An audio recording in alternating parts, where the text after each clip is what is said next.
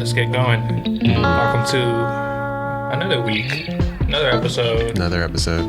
If anything, we're consistent. Yeah, consistency is key. I forgot to say that on our call the other day, was that of all things that we get complimented on, Yeah. which is probably the equivalent of, at least you're trying. Yeah. We see you guys. We see you consistently You're trying. swinging. We still, week after week, drop an episode, Yeah. put out new clips, reach out to other book homies to see if they'd be down to do stuff. But Yeah.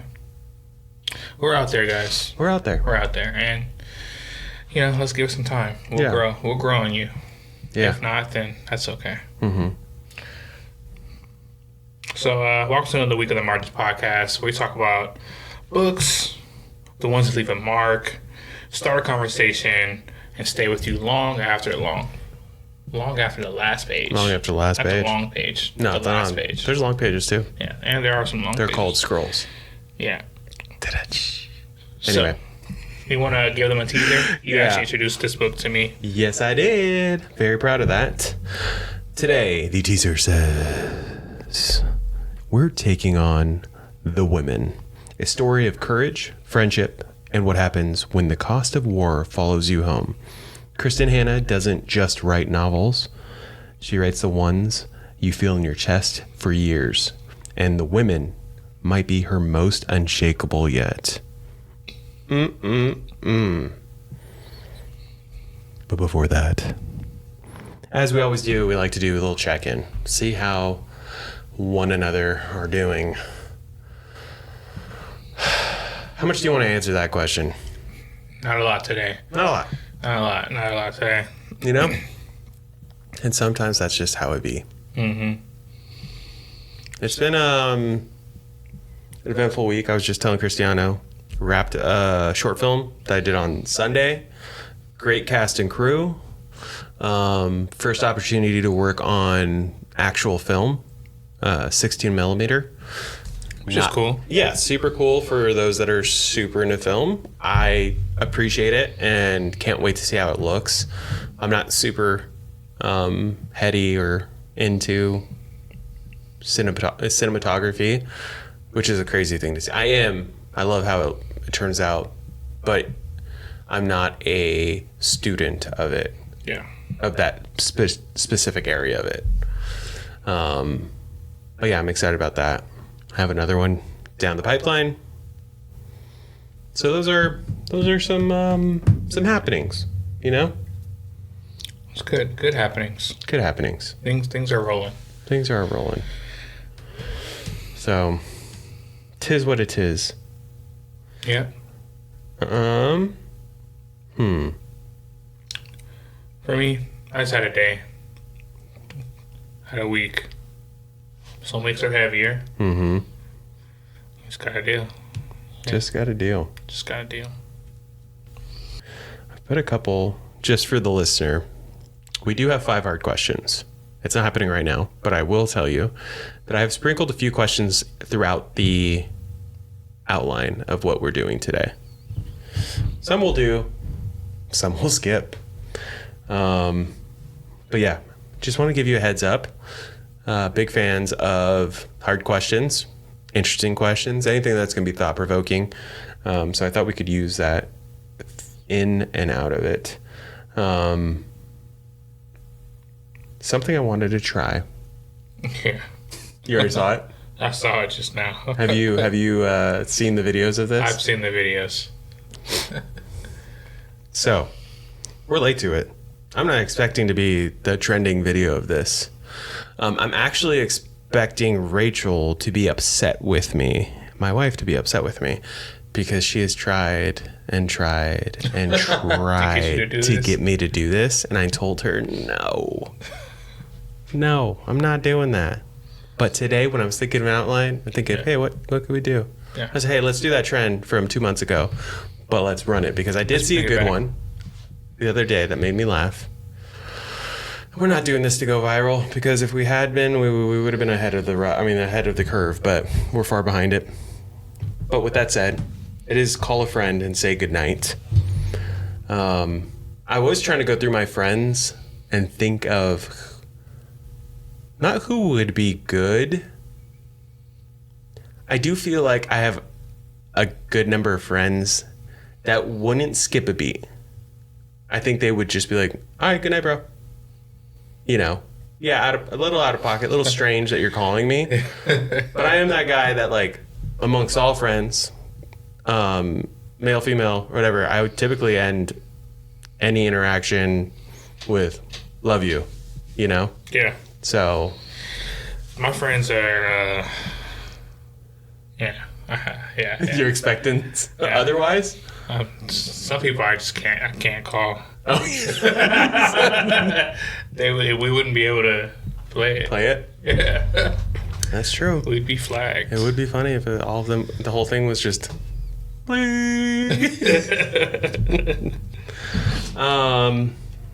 that said,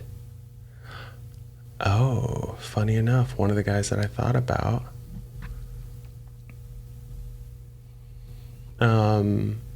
just text me.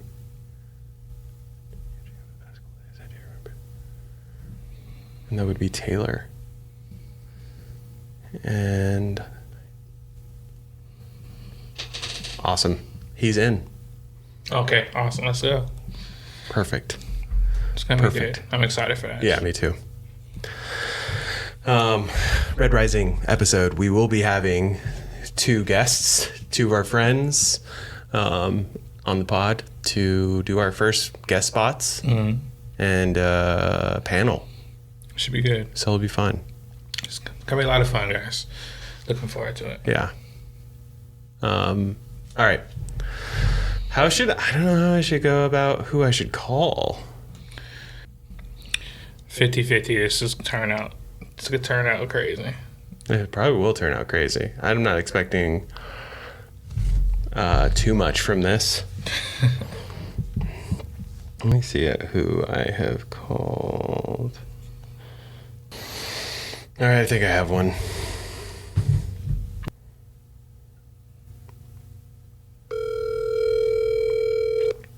This might backfire. Like Rachel might find out sooner than later because we're going to see them this week. What up, buddy? Hey, brother. What are you up to? Oh, just hanging out at Jared's house. What you doing? Oh, nice. Just finishing up for the night. Yeah? What are you guys doing tonight? Are you guys here? No. Oh, I was like... Not yet. We will be there. Right now? Okay. Are they? No, Jesus. I need to talk quiet. It's like there's a child around. No, we're going to take off Thursday when Rachel gets off work. Yeah. So. I got you. No, we're just hanging out tonight. That's pretty. Boy. No, I was just calling. I was getting ready for bed. Just thought I'd call and say goodnight. Oh. That's strange. Yeah, welcome. And very curious. I thought we were close enough for me to call and say goodnight. We are. Okay. We are.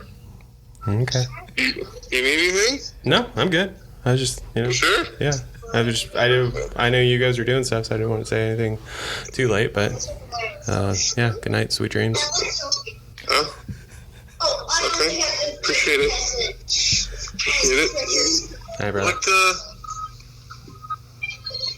We have all the plans all ironed out for when you guys get here?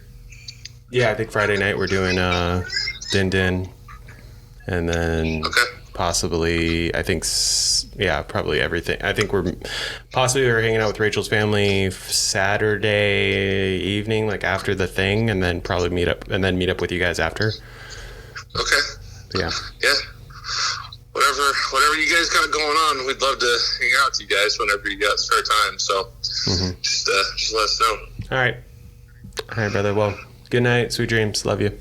Yeah, love you too, man. All right. Excited to see you guys. Yeah, you too.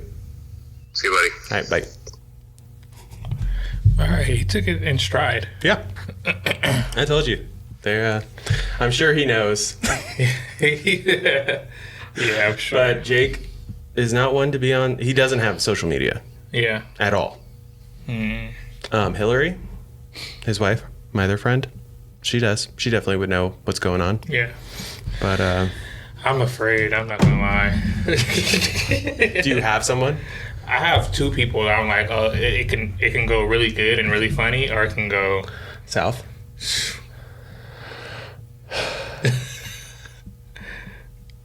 Let's see. I'll call the less likely person to answer first. Okay. And then I'll call the person I know who's gonna fucking answer. So let's see. I don't know how I'm gonna do this. I don't know, cause yeah. All right, let me not fucking be laughing. Oh, please don't get this canceled, Mitch.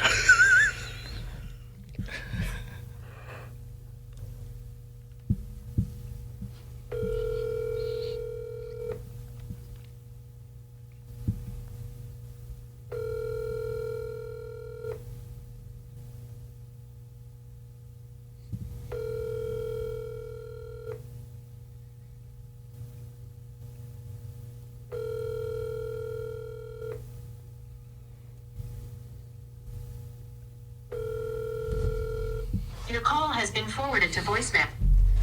Wild. All right,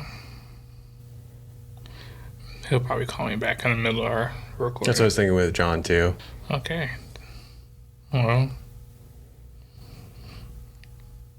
where's my two people? I went for 2. Yeah, I went for 2. It's true. It's true. It's a little early.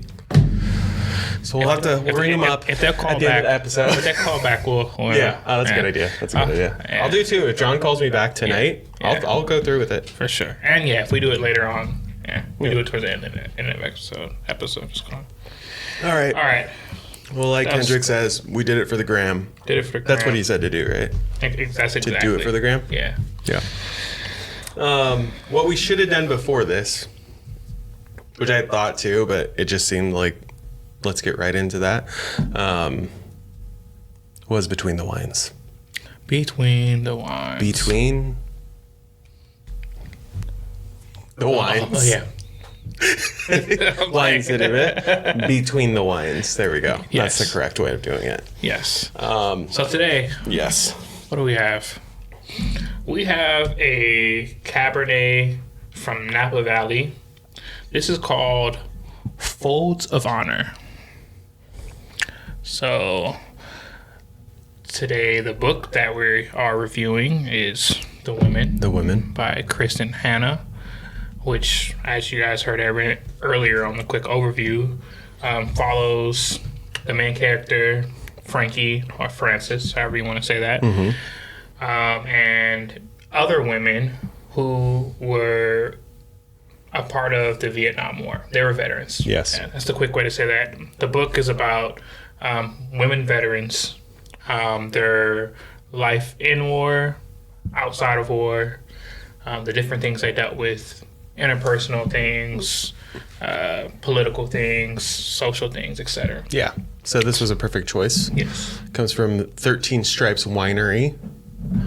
I'm sure these guys say America a lot, but Miracle. America. Shall we have a taste? Let's see what they're about, you know? Cheers, sir.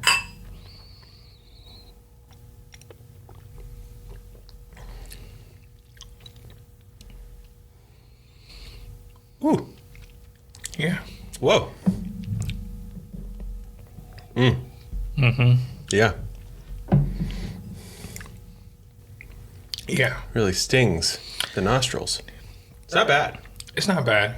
It's definitely, It's not like the owl one that you like. that was fire. Blah. Is that the one right Cali there? Beta. Yeah, that's right Yeah. there. It's right there. I told Naib, I was like, oh yeah, we gotta get a bottle of that. That and so far my favorite wines that we've done are Cali Beta and What was the week? Was the it one we recently? did for Lila Lackamore. Oh. What was the front of that? It's can't even describe it. It's Was it the one I chose? Was it Hook and Crook? No. No. That was a it different. wasn't Hook and Crook. It was... I have it written down. Yeah, we'll figure it out. Yeah. Whatever. But anyways, that's Between the Wise, guys. If you guys have not done it yet, go get one of these wines that we're recommending to you. Mm-hmm. They're usually pretty good choices. If you guys want a good red, definitely go for this Calavera. If you want a good white, you gotta ask this guy.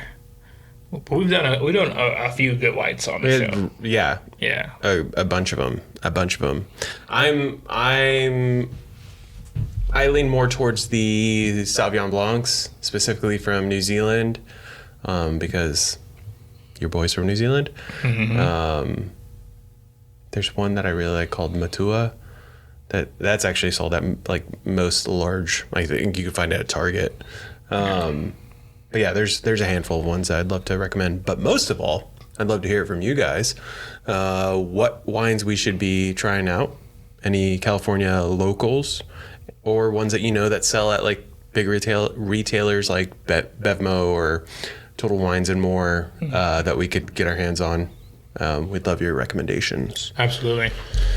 Also, by the way, that other bottle that I like, the red, Garavecci. Oh, yeah. Garavecci.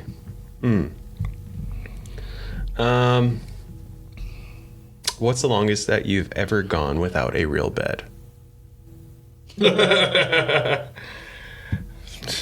Of those questions, I figured longer than you'd like to know.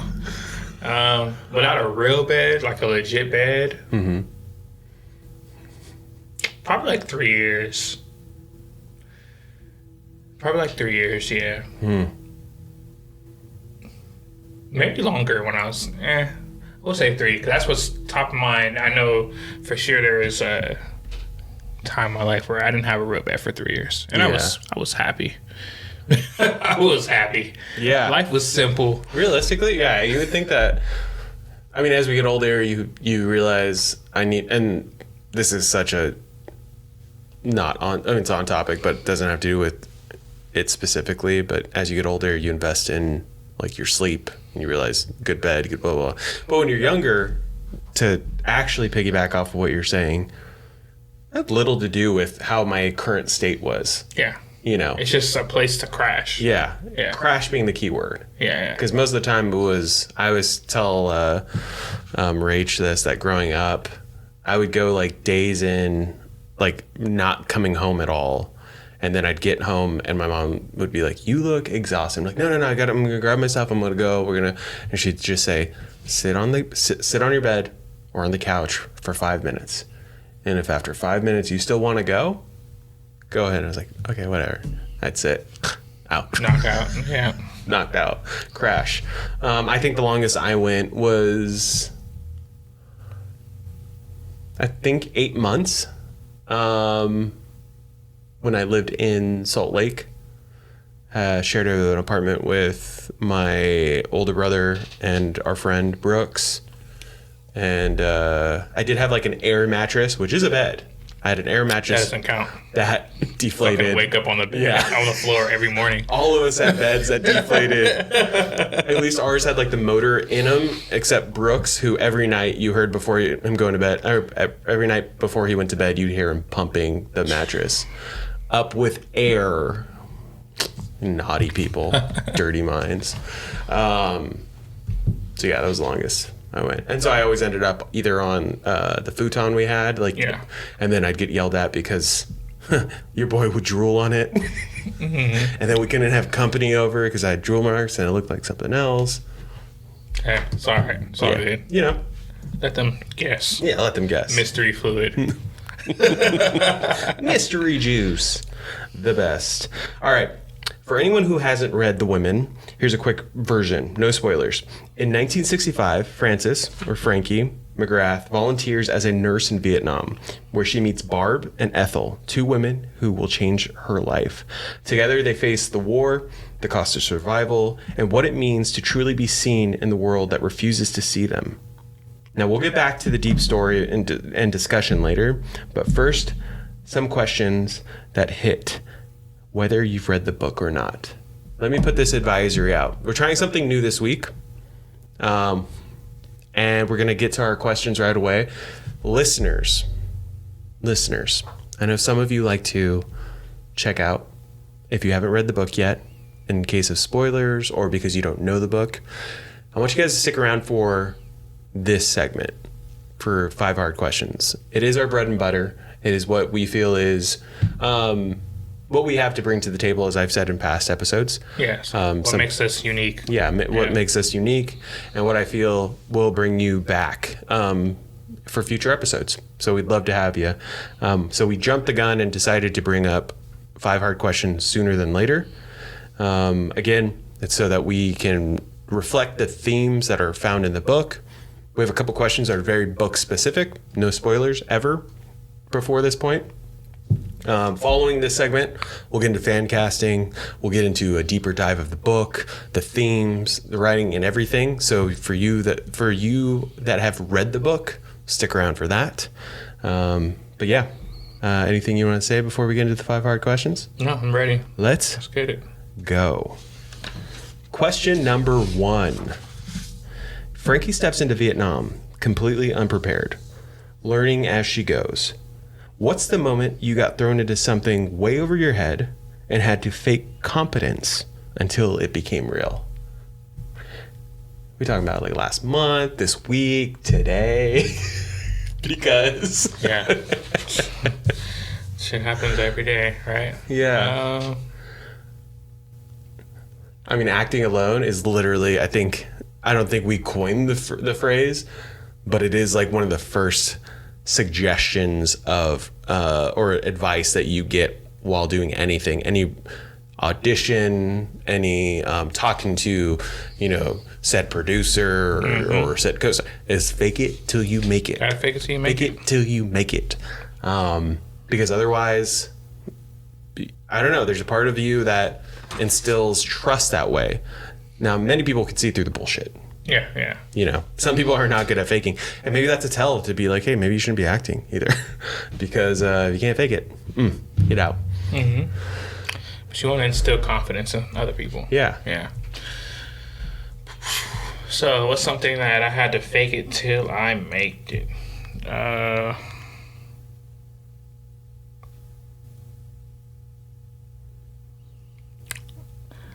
I guess I can say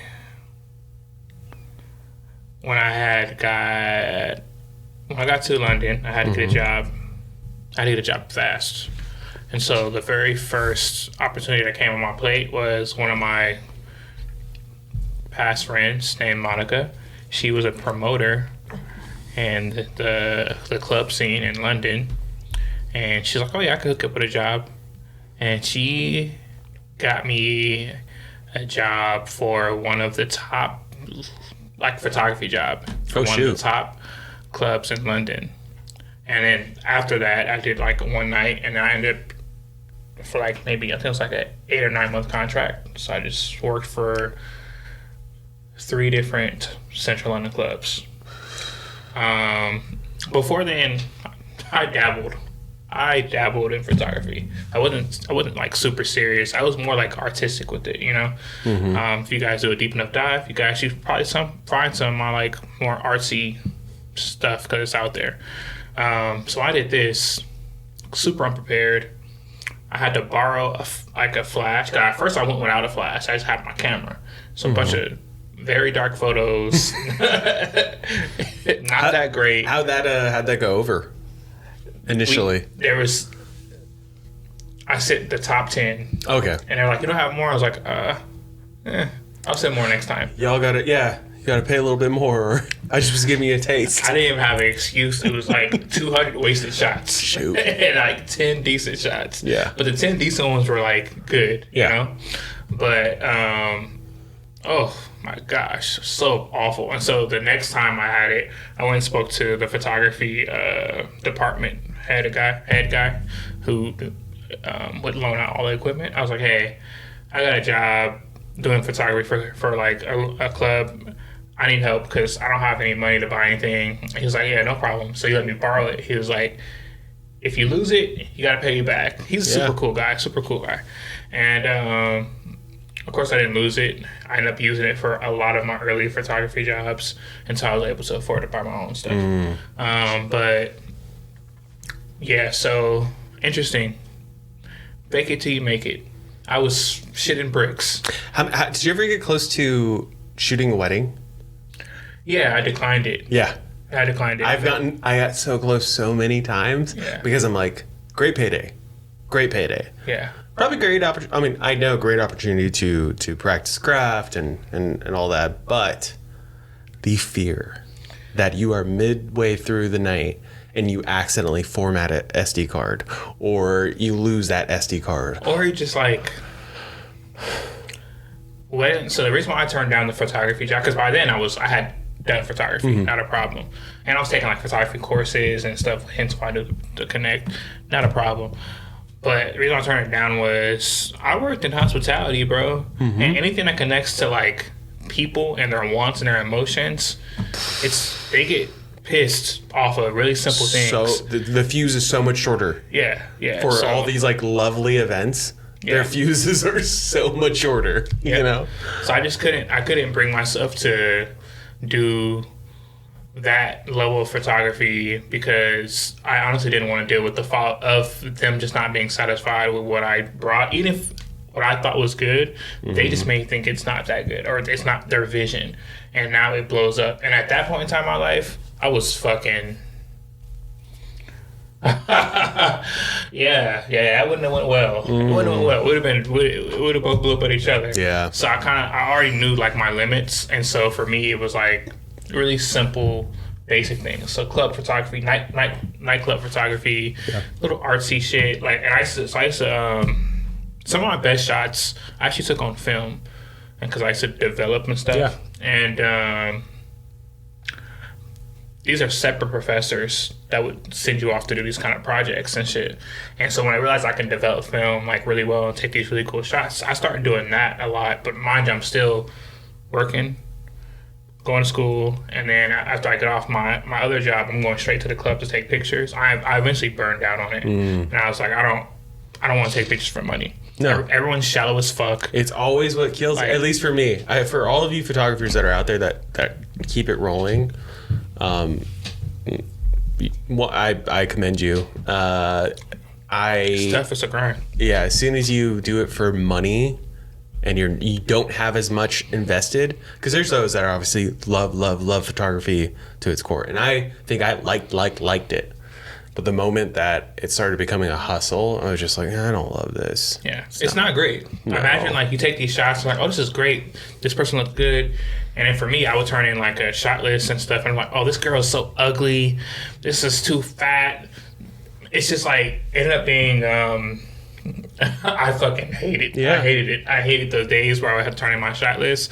I have to sit there and go through them trash everyone. And it's not like the picture was bad. They don't like the people who are in the photo. Yeah. You know? And so I was like, nah, fuck taking pictures for money. Terrible people. Yeah. But for you, what do you think? Fake it till you make it. I know you said earlier. No. I know. No. I think mine, two come to mind. I think being married, one, like being a husband, being a partner, because I hadn't previously been married to anyone, or had that experience. So there's a lot of that where it's just like, yeah, I can take this on. I got this. I understand all the things. Still learning, my guy. Still learning. Yeah. Well, that doesn't. Yeah. It doesn't go away. No, it does not go away. If you think it does, you are. And then the one not too far off from that, fatherhood. Like that is, I've learned through, being a child, seeing my siblings become parents, my friends first person experience. Yeah, there. First person on like what to do and what not to do, Dad. No, just kidding. My dad's great. But yeah, there's definitely that is very much ongoing and in real time happening. Yeah. So, yeah, those are good ones. My very two. Real life too. Like just very apparent right now is what it's. Pun intended. But with those two, just to bookend this, I guess. I'm not gonna say there's not a way to be bad at them. You can definitely be a bad husband, be a bad father for sure. But when you go into it and you don't have, there's never enough information. Like you'll never feel ready for kids, and like you'll have to thought like some people are like, oh, I'm ready for a kid, but then when the kids get there, they're like, oh my god, I'm not ready for a level of responsibility, forethought, empathy, sympathy, etc. that you have to have, sacrifice that you have to, you know what I mean? And it's something that you just kind of have to live through, and then you're like, oh, okay. Yeah, I feel like so much of that is your any preparation you have, and I know this might sound cliche or people have said it before, and I know in my head I probably was saying the same thing, is that mindset or that mind that you have at that moment in preparation before child is in your life does not know the capacity of love, fear, all emotions that you will have once they are there. Right. It is a different playing field. There was times that I remember growing up, sports, for example, I'd be like, oh, when we get to, I'm going to do this, I'm going to be really good at this. And then you get on the field, you're like, oh, I forgot how it feels to have, because you picture all your movements so free. And then like, oh, wait, I forgot that you have to wear shoulder pads and jerseys and pads and a helmet that feels this way and that blocks your vision. So I'm not going to be able to cut that way. So many of these things. And it's, not to always use a sports metaphor, but that's like what this came down to is, oh yeah, I'll do this, I'll do that. And then you're like, oh wait, but I will be, again, cliche, but sleep deprived. I will be, overthinking every decision I make and worried about their safety and, this, that, and the other. So yeah, growing up still. Yeah. It's a really underrated thing that most parents deal with that they don't want to talk about because everyone wants to feel like they're on top of their shit. But like, for the most part, I've almost never met any group of young parents that felt like they weren't still growing up too. Like I've met people who are in their 50s, 60s, 70s are like, okay, yeah, for sure, you guys are awesome because you're awesome, everything's great now. Yeah. But like when you're in your 20s, 30s, I remember people in their 40s. Oh, absolutely. Yeah, and it's like I'm still trying to get level ground underneath me as well while I'm raising this person to be level, right? And it's a difficult thing. It's that's why it's a really good answer because it's there's a lot to it, and you'll never be 100% prepared. No. So yeah, that's good. All right. Question number 2. Frankie's war story would sound different depending on who told it. If your worst enemy and your closest friend each wrote your biography, which is the one chapter they'd tell in the exact same way?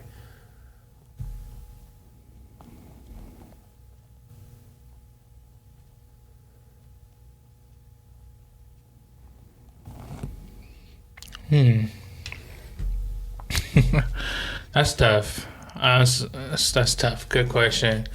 Probably, I guess some of like my younger years. Mostly because I myself was on autopilot, right? So it wasn't like a lot of stuff I was going through wasn't because of a series of bad choices that I made.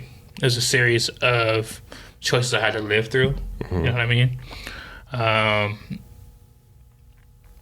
So yeah, I would say Younger years.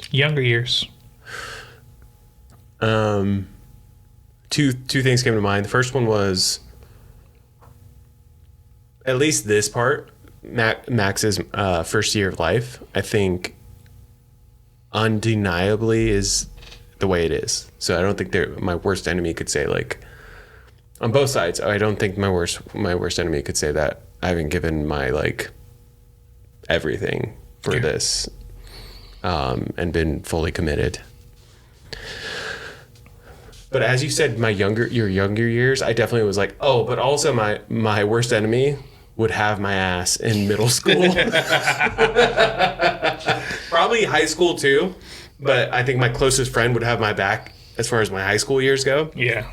Even though I messed up there. But middle school was such a awkward phase, me figuring things out, as I still am in my 30s, but in such like a concentrated amount in like middle school for us. Same thing. You middle school or junior high out here? Middle school. Middle school, so three grades. Yeah, same thing.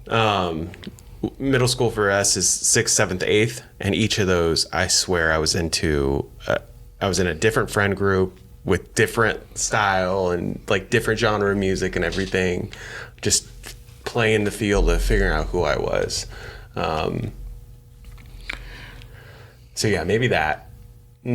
Some moments where I get that tick, I'm like, oh, don't think of that. It's interesting. Like I've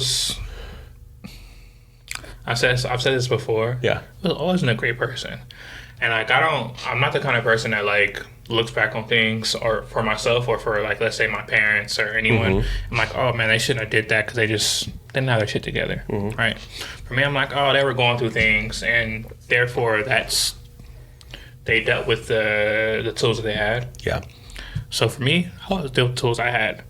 I was a piece of shit to good friends, piece of shit to bad friends.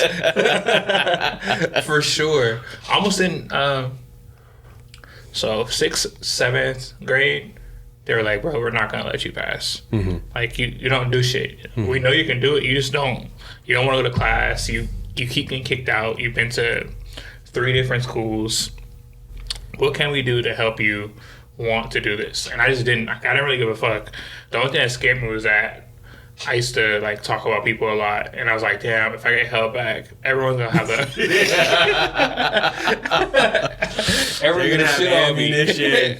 and then I'm gonna be getting in fights every day. Then I have no choice. Now. Yeah, I have no choice. Everyone has to go down. Yeah. Yes. So that's why I definitely think that my younger years, because it's a piece of shit. From like 3rd grade to 7th grade, mind you, 8th, 9th, I was still horrible. I was fighting still, but from 3rd to 7th, I don't think that I cared about anything or anyone. That's dangerous. It was like Loch Lamora. Yeah, it was like Loch Lamora. Yeah. Like my close friends know. I told them the hella stories. There was like a couple years where I would still. Because I grew up in foster care and stuff, and not every house you grow up in is great.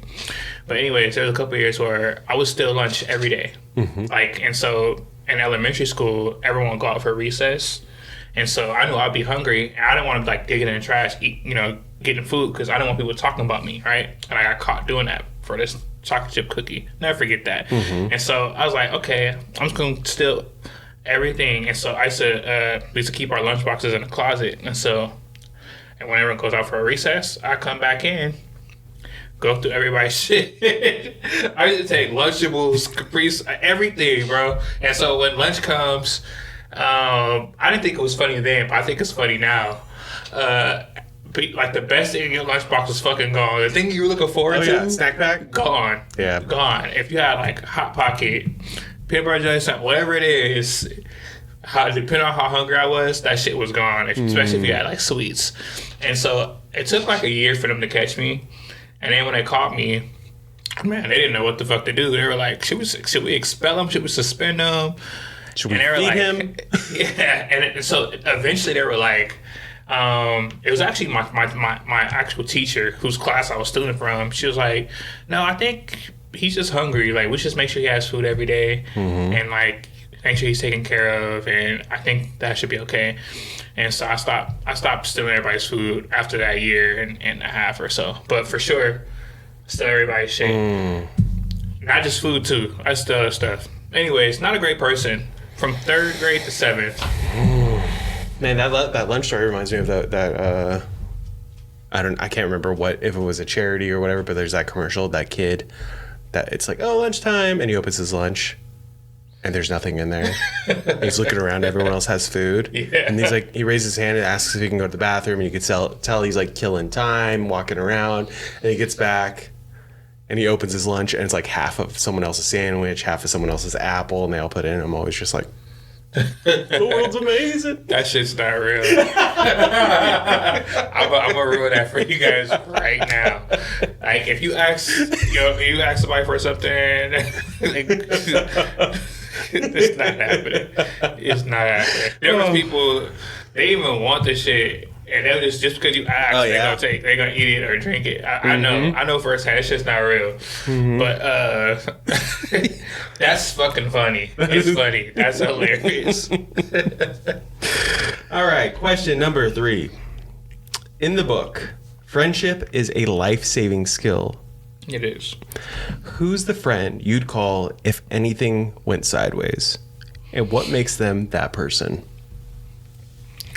That's crazy. It just depends how sideways it goes. I have a few really good friends that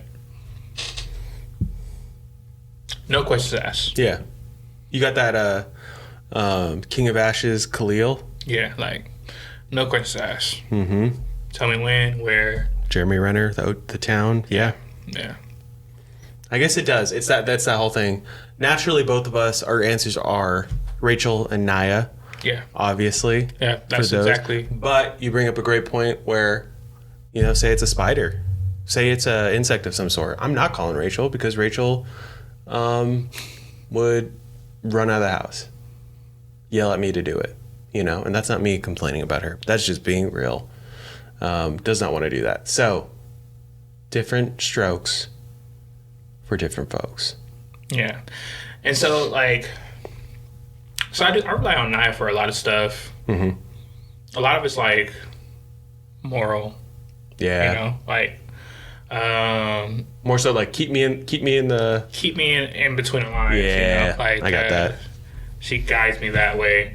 But when shit gets crazy, she relies on me, Yeah.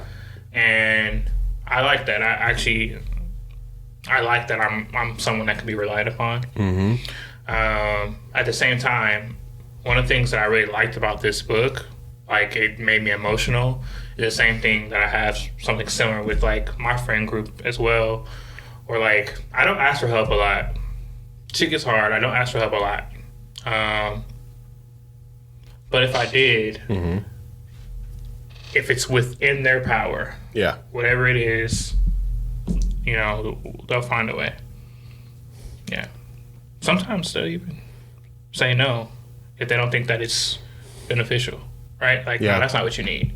You need to sit there and think about they're they're your best interest. Yeah. You know? They're the voice of reason. Yeah. Which is a lot of times what you need. Yeah, I have that same thing. So I think Rachel, copy paste for all the reasons. Yeah. And then I do, I have said this before, so I won't reiterate too much, but I do appreciate my friends, and I do have that, like I said at the top of the episode, I have friends that I openly and vulnerable with, that I know would reach out. Even Jake in that example of the call was that's strange. You good, bro? Yeah. You good? Do you need anything? It wasn't how a lot of those calls go. It was actually very sweet of him. Yeah. Jake, love you. But it wasn't are you off your rocker? What the hell? Are you drinking right now or anything like that? It was just hey, are you good? You need anything? That's great. Good friend. Yeah. I have a number of those, and I appreciate you all. On to the next. The women in Vietnam had to create a community of their own because the system wasn't built for them. When have you had to build your own space to feel like you belonged?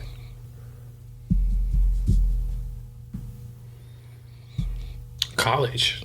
Yeah. I mean, mind you, it's not difficult, I guess, in college because everyone wants to have a community, but it helps to be able to build your own community in college. So for me, I did it 2 or 3 times. The first time was purely strategic. My JC didn't have a BSU. And so, therefore, a lot of the extracurricular and other activities you can do didn't have anything to do with black people or anything like that. The closest thing you could do is join us this pop culture club where they talk about movies, music, stuff like that. I was nah, fuck that. I'm just going to create a BSU. It was a lot of work, but it was a lot of fun. I met lifelong friends there. It helped me get into a crazy amount of colleges. That's the first time. Second time, I went to school in London, right, for my other part of my schooling, and they didn't have like soccer, football, what they call football. it. That's king out there. Mm-hmm. They didn't have a basketball team. Like they have a basketball league, like Bucks League. I think NCAA, Bucks League, right? So they have a league, but not every school has a basketball team. So I had to create my basketball team, and I had to be the captain for my basketball team. And then I had to make sure that we had the budget and the funds to hire coaches and buses to travel and jerseys. And lucky enough, my school was willing to let me head that up. Mm-hmm. And I did. I got us to, I don't know if we joined Bucks League our first year. I think we missed the registration for the first year, but every year after that, we were in Bucks League, so we were competing for things. You know, we're actually playing for something, playing against really good teams, and everyone had a blast. And it's something that still exists now, years after I'm gone, right? A legacy. Yeah, which they don't give a fuck about me. Say Cristiano with an H? But it's funny because I had to apply for a job there, and I remember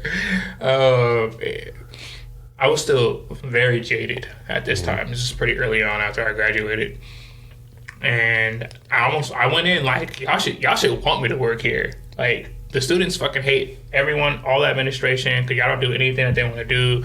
A lot of stuff that actually happens is student driven. And I was like, I know what's going on the campus. I can help do this, which I could. Yeah. I almost got that Finger job. on the pulse, yeah. It was just one guy who fucking hated me. And I just knew, I was like, I'm not going to get this job for this one guy. But, Worst enemy. Worst enemy. But so those are two instances that I had to create a community, and it was worth it for sure. Hell yeah. What about you? The first thing that came to mind was being new in the acting community. When I first enrolled into the studio that I worked with initially, it was not so much a community. There was like little cliques in there. Yeah.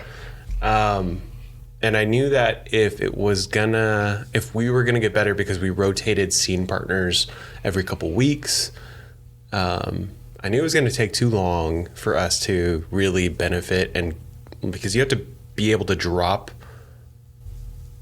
like any of your barriers, any of your walls up while performing in front of a class of, it's a small class, X amount of chairs every week, lights go down, and then they come up and you're center stage, with one other person.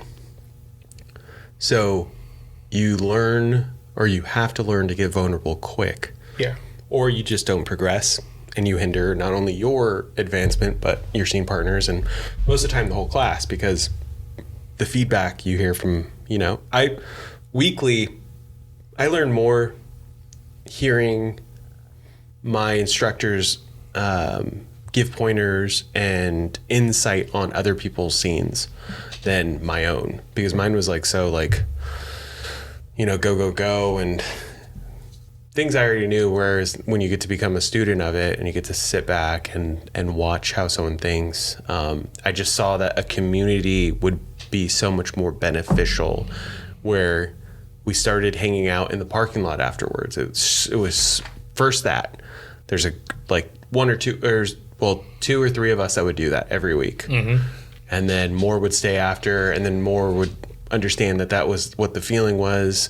And then we, instead of having to wait in the parking lot, our instructors were like, you guys can hang out upstairs, the nights that we're able to hang around. Right. And that was kind of the changing point for all of us and for my instructors. They loved it. I got really close with them, and they would actually, it's funny, I was thinking about it the other day, they'd almost treat me like a spy, where they'd be like, oh, what are they talking about? Like, you should hint at doing this. And it was just like they wanted me to be able to share information and it not come from the brass or whatever, right? So we started creating other nights we'd get together, and those friendships are still my day ones of acting, that we went through the trenches of vulnerability and all that. So yeah, that's definitely what came to mind for me. Alrighty. The final question. I didn't skip one, right? No. This is the final one. Frankie comes home with stories she can't just blurt out. If someone dared you to sum up the last 5 years of your life in a single made-up movie title, what would it be? And would it be a comedy, drama, or horror? Last 5 years. So we're talking, 2020. Yeah. Bro, this would be, for me, I think it'd be a dramedy. If I'm being real. Love a good dramedy. It's a good dramedy. I think, first and foremost, the reason being, I moved out to LA. My wife and I moved out here end of 2019, literally like November, December-ish, 2019. Had saved up to prepare to hit the ground running in acting. And of course, March 14th of 2020 happened to all of us, and everything shut down. So that nice little nest egg that was prepared for that definitely came in clutch, was beneficial for us, got us through with the assistance of, other jobs too during that time to make up for it. Mm-hmm. But lots of stuff, then following that, the strike, and then the other strike. And the lasting effects. And then the market, and then the lasting effects. Yeah. Yeah. So just, but throughout that time, a lot of great opportunities, friendships forged, was able to land my first leading role or first feature film in a leading ensemble, I should say. And then a lot of films since. So there's been fun times in there, and then obviously my baby boy. Yeah, I'm gonna go with dramedy. And as a title, I'll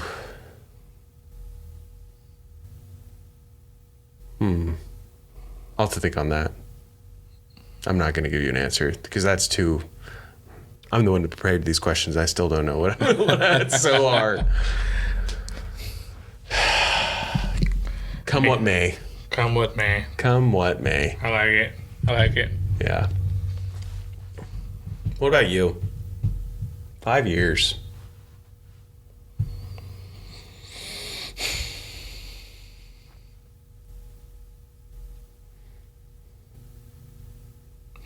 I guess, I would like to say dramedy, but I'll just say drama. We'll call it a good drama.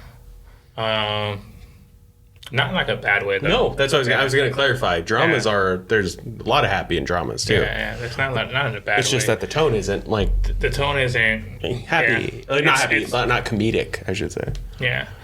It's because like the last 5 years has really just been about making shit happen. Mm-hmm. You know what I mean? Things not really going along the way that you thought they would go, and then you're just... still rolling with the punches, making shit happen. Mm-hmm.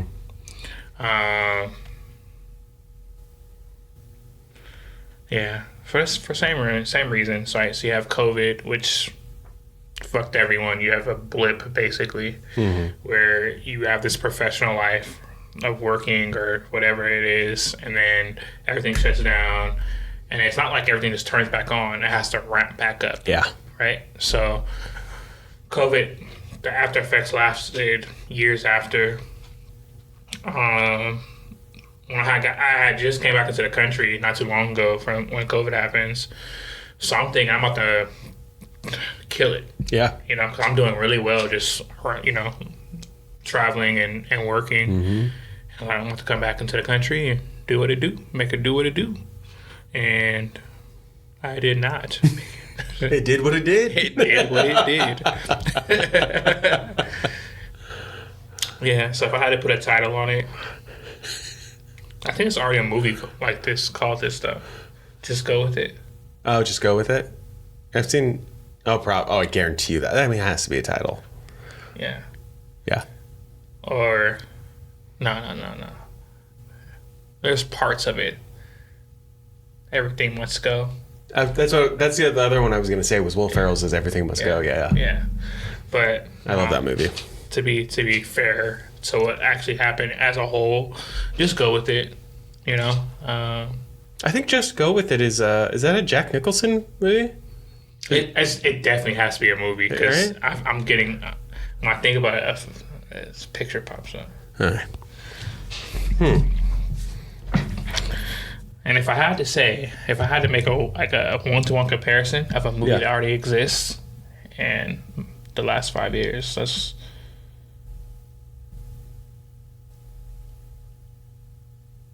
that's not a drama. It's a comedy. I was gonna say Knocked Up. Oh yeah. Not exactly. There's some differences there. Let's see. Just Go With It. Cast. I knew it was a movie. Oh, I know this movie. It's Adam Sandler and Jennifer Aniston. Yes. Yeah, Just go with that. Where he's her boss and he needs her to cover as like the ex and kids and all that. Yeah. Jake just sent me a really sweet text afterwards saying he's basically apologizing for being awkward and that he loves me and appreciates the call. So now, naturally, I feel like a dick. Good friends. Great friends. Yeah. It's okay. Yeah.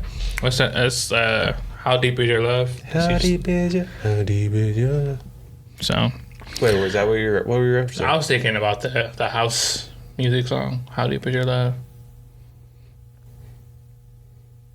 I don't know if Oh. How deep is your love? Yes. No. Yeah. Yeah. How deep? Yeah. I know it. Yeah. Alrighty. Next. Okay, guys, we are getting back into the book. Now, for you guys that have not read the book, that are still with us, I commend you. You're the best. We appreciate you going through this with us. We had a little bit of fan casting. But before we get into that, there is one thing that I wanted to jump into. Let me see if I have it here. I wanted to talk a little bit about Kristin Hannah. The reason being, this is mine, and I believe your first Kristin Hannah book, correct? Yes. Huge on Book Talk, huge on anyone who reads books. So my sisters, multiple sisters, they love her books. Yeah. I had seen The Women, Nightingale. I have a list of a couple other ones that Winter Garden, The Four Winds is one that I always see. The Great Alone is one that I always see. Magic Hour. What I did not know about her was how much she incorporates real history into these. So Kristin Hannah's stories pack a punch because she writes from the heart, even when it hurts. She didn't set out as a novelist. Law school and a promising legal career stood in the way. But when her mom was in her final months battling breast cancer, she whispered something that changed everything. You're going to be a writer anyway. That moment stuck. Years later, stuck on bed rest during a difficult pregnancy, she finally took up the pen, drawing on the heartbreak of the loss and unexpected strength it forged in her. Hannah is drawn to ordinary women dropped into impossible circumstances. World War II in The Nightingale, the Dust Bowl in The Four Winds, home in Firefly Lane. But the women carried a story she'd been circling for decades. She grew up during the Vietnam War, watched people wear POW bracelets in school, and felt the silence around women's service in the war. When COVID-19 hit and America felt fractured again, she realized it was time and had to tell us the story, to illuminate how women in Vietnam sacrificed much and were erased upon return. Just initially reading this book, I was going to ask you your overall, what was your recurring emotion while reading this book or feeling towards this towards what you were reading? I was actually trying to find this review that I wrote for the book. Recurring feeling. Do you want more time? I can say what mine was. Yeah, you go Okay. first. For me, the reason I asked the question, so you can hear my answer. It's always so true. But anyway, the reason I'm asking is because, dude, from the get, Kristin, you did an amazing job of making me be in Frankie's corner. Like from the beginning of just hearing who was around her. Sure, naivete. She was super naive at some things, just joining the war, crazy. Especially off the word of, this guy that shows up at a party that's cute. Crazy. Super crazy. But, there's a lot of embedded family expectation in there. But the overall feeling was just I was so frustrated for her. Yeah. It was just so frustrating. I won't get into spoilers. We definitely will be getting into spoilers. But my overall feeling was feeling so frustrated for her, for the other women, for everyone involved too. Like just everyone involved.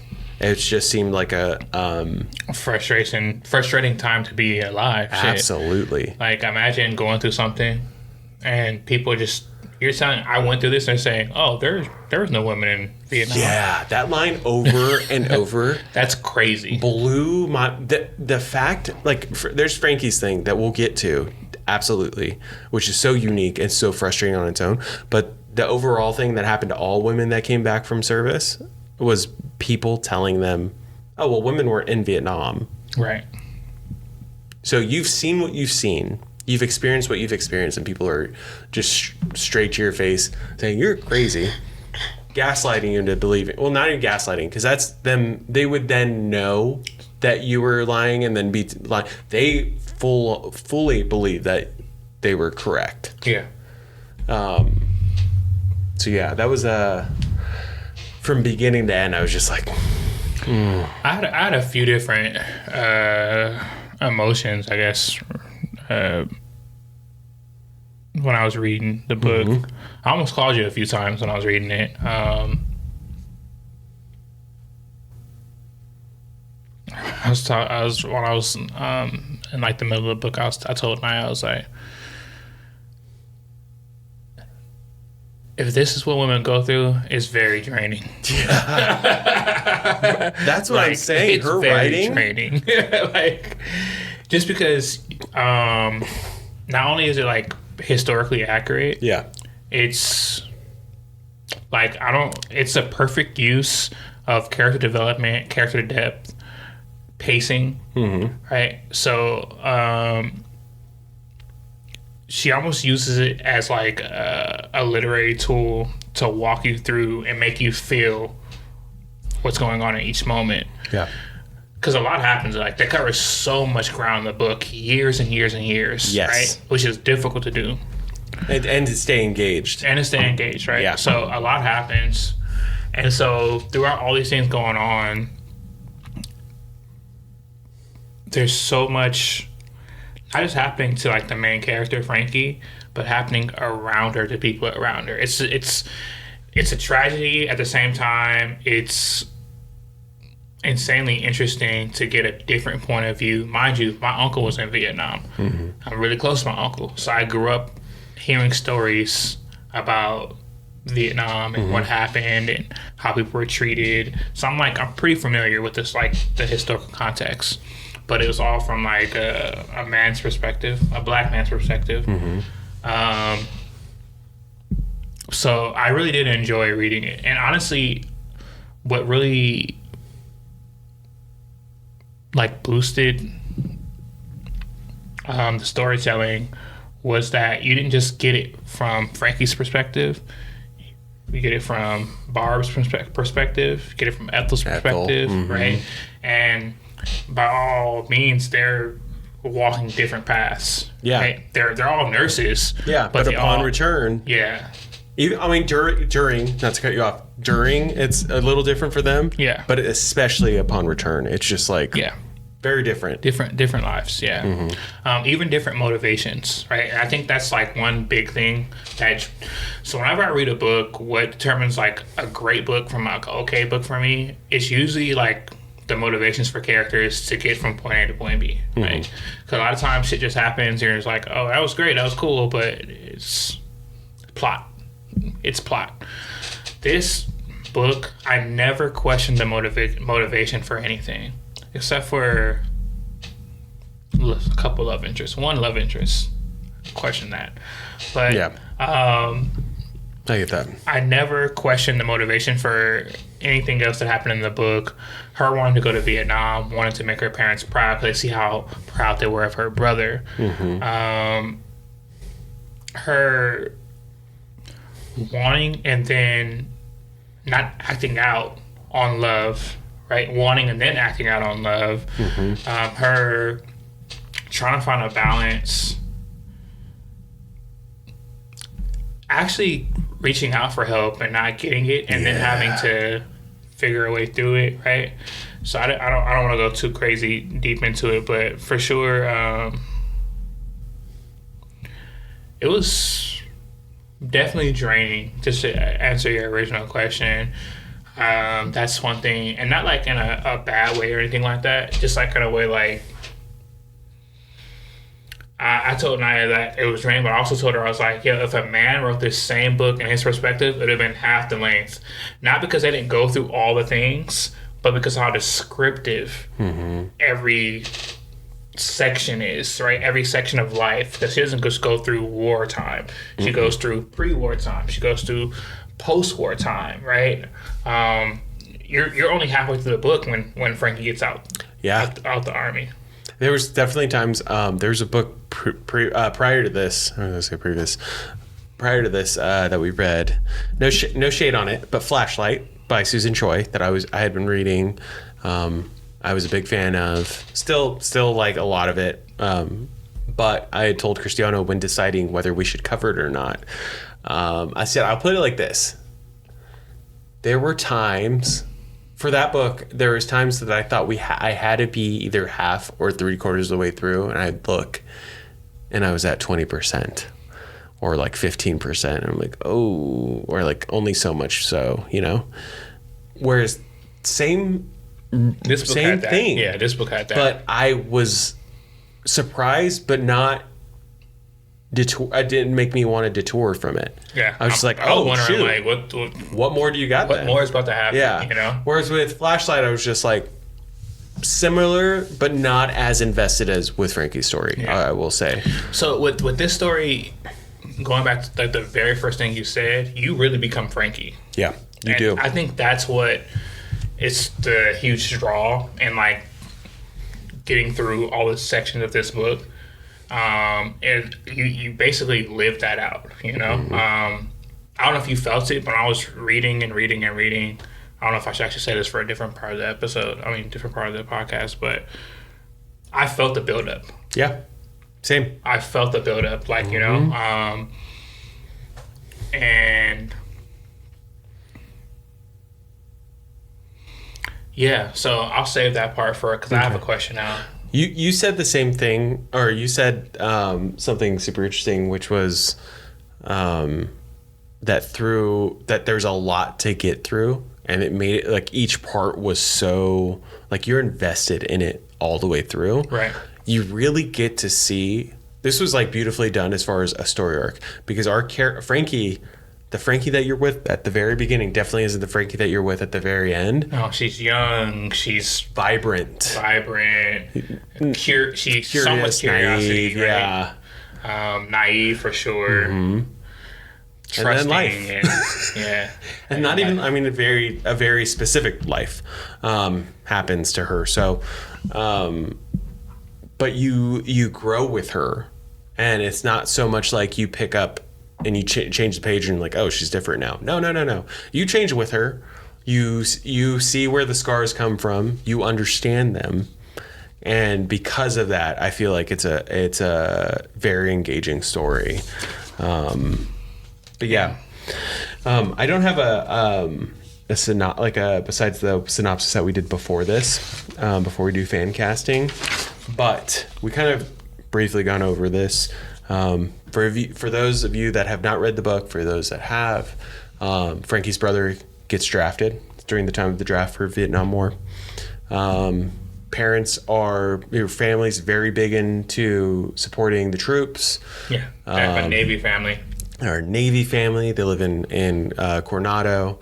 And because of that, Frankie is intrigued, or not invited. She's compelled. Yeah. To join, specifically after her brother's going away party, when a colleague of his, a friend of hers, a potential friend, says, like, why couldn't you serve? Like, women matter too. And it was just something that, like, blew her mind, where she's like, oh yeah, I could do this. Women can be heroes too. Yeah. Absolutely. Yeah. So the story unfolds with her joining, with her expectations of how she thought it would be received, those expectations not being met, her expectations of what it would be like, those expectations not being met, and then life thereafter, the expectations of what she expected, and those expectations not being met. Yeah. But in such a beautiful way for me. Terribly beautiful. Disgustingly beautiful. Like the worst. Tragic. It was I'm not gonna say it's like super tragic, but it was tragic. Yeah. It's like the book. I mean overall, I'm not saying like her story was the most tragic. I'm saying like hearing the overall story, like the fact that, because we know other people besides Frankie went through shit. Yeah, exactly. That's what I mean. Imagine doing something so harrowing, and then you get back, no one believes you. Not only that, they hate you. They spit on you right away. They actively spit on you, say detrimental things about you, and then even like the closest people around you, so your family, aren't even remotely proud, which that's one of the reasons why you did the thing, right? They don't have that. They don't have any kind of understanding for the things that you went through. Zero interest in even finding out what you're going through. You become isolated, and one thing that popped up in my mind when I was reading it was like, I can totally see how people have such a hard time or a crazy time in wartime. Yeah.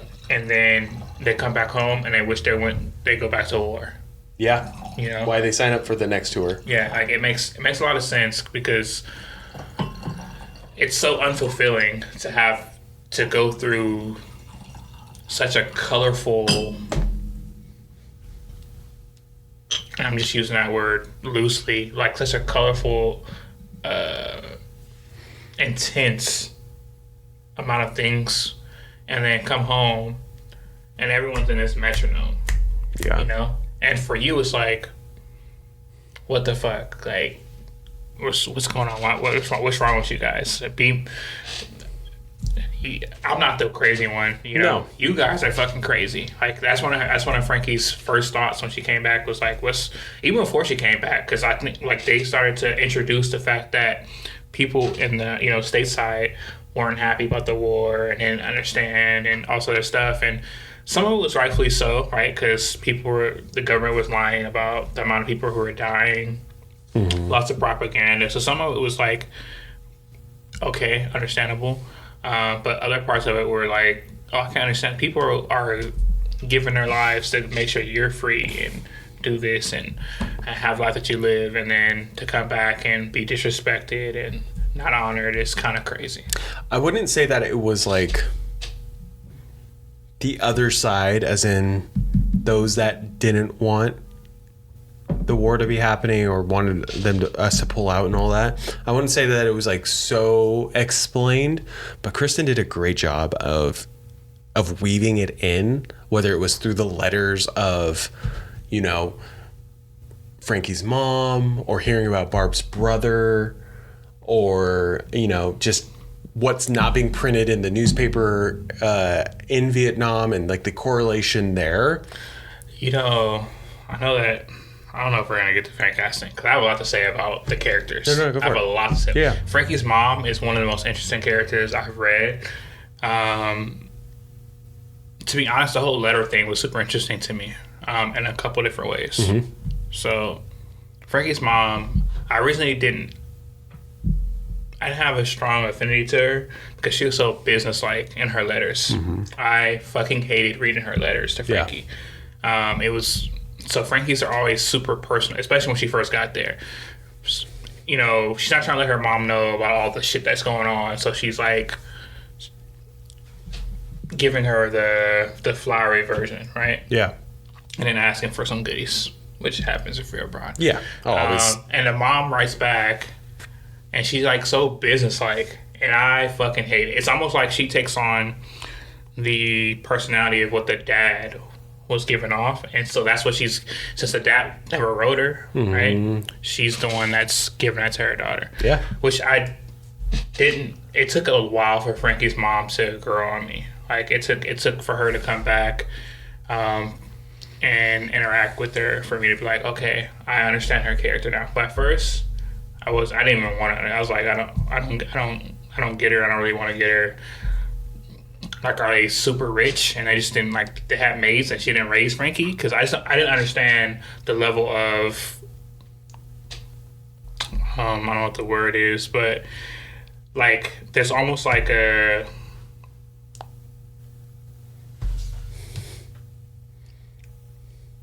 a space between them on purpose. Like her mom built up these systems, and so he talks to her very intentionally in a very intentional way, very businesslike. I didn't really respect that. Other thing about the letters that I really liked was like the character growth that you saw in Frankie. So like when she first started writing the letter, she signs it as Frankie or Francis, and by the time she's years in to the war, she's F. I love that. Me too. Yeah, like I thought that was super cool.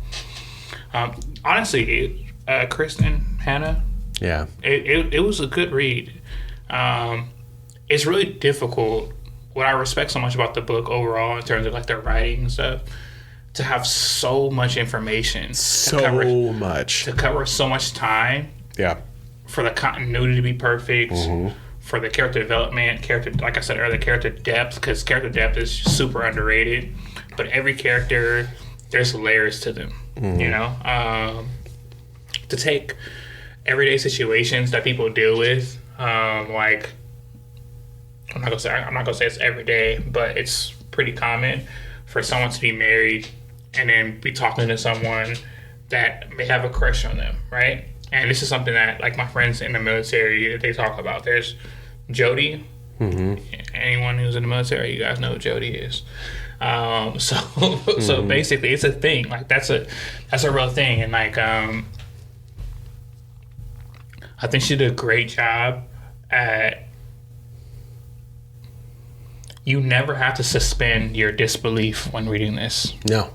That's a great point. You never have to suspend your disbelief. It's all very real to you. Every bit of this book. Nothing feels embellished or pushed. Yeah. You know? Yeah. And I know it sounds kind of pointed that I would make this my next point. It's not so much next point, but to bring it up next. But I mean, there are some love aspects in the book that might actually, as I say that. So I wasn't a big fan of the love interest part of the book. I wasn't. I just felt like, how could you grow so much in life, and then like in love interest, like in your ability to choose partners, not grow? Do you want my answer to that? Sure. Okay, my armchair expert experience with it. We grow so much with Frankie in so many aspects because she was forced to grow up that way. As far as social tactics, love, whatever you have it, she's gonna be the same age as she was before she went to war. Because she's inexperienced. Yeah. I feel like that's what the answer is. You could say like I've said so many times before when reading the book, I'm like, why are you falling for this? You've done this, you've done that. Like, you've gone through so much. Why would you be so naive in this? And I'm like, oh yeah, you didn't get to have a relationship before this. You didn't get to see how make mistakes or have someone that you ever say those 3 words to break your heart or show, whatever it may be. So that's my only thing with it. There's some fantastical aspects of this. I will leave those for the spoilers, but of like the romance and everything. Yeah, I can't wait to get the spoilers. I got so much shit. This book was, because it was written so well. Usually I remember 70%, 65%, maybe 65, between 65 and 75% of the book. The rest, gone. Yeah. I remember so much of this book. Like it stuck with me. Yeah. This was one of like 3 books that I read in a week, and the other 2 I really did enjoy. But it's been a couple weeks since we've read that, or since I read this, and I still think about this book daily in the last 2 weeks. Yeah. There's a lot to unpack. Mm-hmm. Yeah. All right. I did want to do that. What are we at right now? 130-ish. 130. We are going to 125-ish. I was going to say, we're definitely going to cut the lag of trying to figure out who we're going to call. Yeah. But even with that said, I might, for fan casting guys, what I'll do is go ahead and go on our TikTok and Instagram. I'll go ahead and post a frame of who we cast with the names of the characters underneath. And if you want to do it now, we can, because you did a little stop just now about where we're at, and I will just paste it in. Oh, good call. Everything we do right now will be for the clips. Yeah. Well, you want me to read them off? Yeah, let's do it. Okay. So for Frankie, we have Isabel May. She was in 1883. Run, Hide, and Fight. You'll see her photo here. Oh man. Cersei. No, I'm gonna remember how to say this. It's not Cersei. It's. Oh man, that's gonna bug me. I'm gonna look how to say it phonetically. I'm really mad because I really do love, like respect her as an actress. Cersei. Source. Ronan.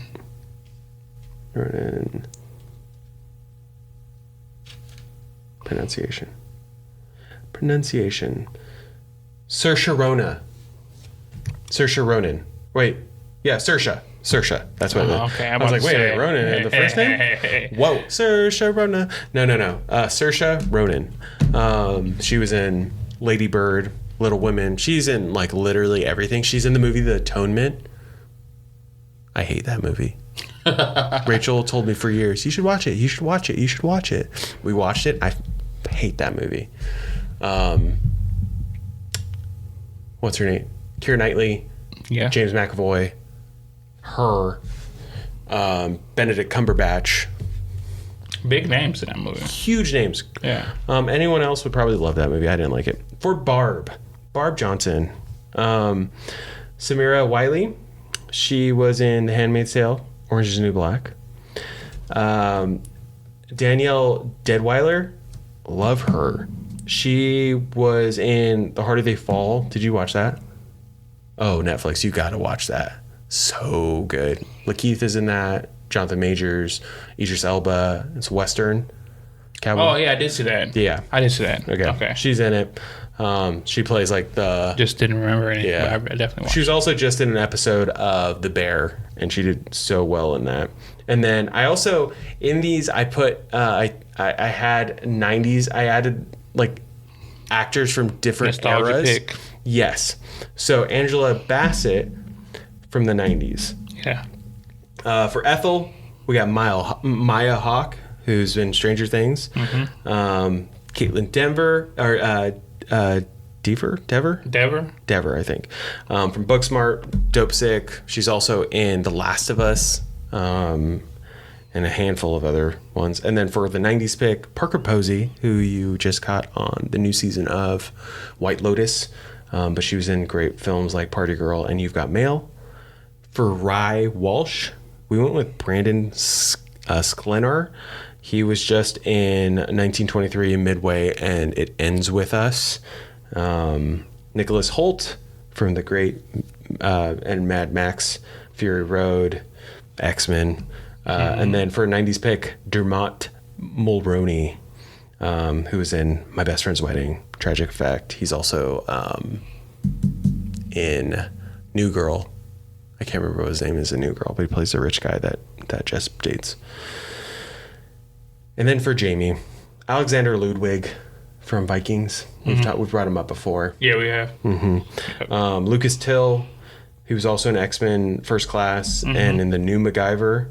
And then I saw that 90s Brad Pitt would have been a choice For Jamie. I did say like Brad Pitt was too much of a Brad Pitt at in any time, but I could see it.